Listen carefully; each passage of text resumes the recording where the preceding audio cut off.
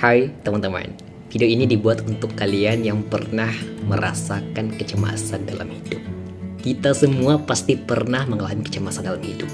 Kecemasan yang bisa membuat kita merasa tidak tenang, tidak nyaman, dan tidak bisa berpikir jernih. Tapi apakah kita tahu bahwa kecemasan itu bisa diselesaikan dengan hati yang tenang?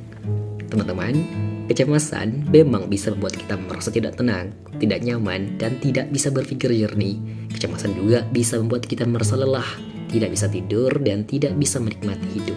Tapi, apakah kita tahu bahwa kecemasan itu bisa kok diselesaikan dengan hati yang tenang? Hati yang tenang bisa membuat kita merasa lebih tenang, lebih nyaman, dan lebih bisa berpikir jernih. Hati yang tenang juga bisa membuat kita merasa lebih percaya diri, lebih bisa menghadapi tantangan, dan lebih bisa menikmati hidup. Lalu, gimana sih caranya agar kita bisa mengatasi kecemasan? Tentunya kita harus mengakui bahwa kecemasan itu adalah bagian dari hidup kita. Kita tidak bisa menghindari kecemasan teman-teman, tapi kita bisa menghadapinya dengan hati yang tenang.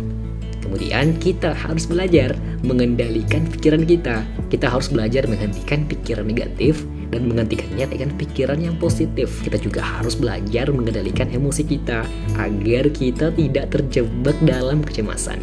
Teman-teman, jangan biarkan kecemasan itu mengendalikan hidupmu. Kamu memiliki kekuatan untuk menghadapi kecemasan dengan hati yang tenang. Ingatlah kawan, bahwa kamu tidak sendirian. Ada banyak orang kok yang peduli dan ingin membantu kamu.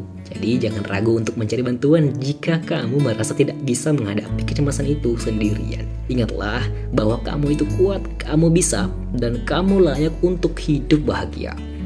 So, cemasnya dikurangin dikit ya, gak usah dikencangin, dan kamu layak untuk bahagia dengan tenang ya. Bye bye teman-teman.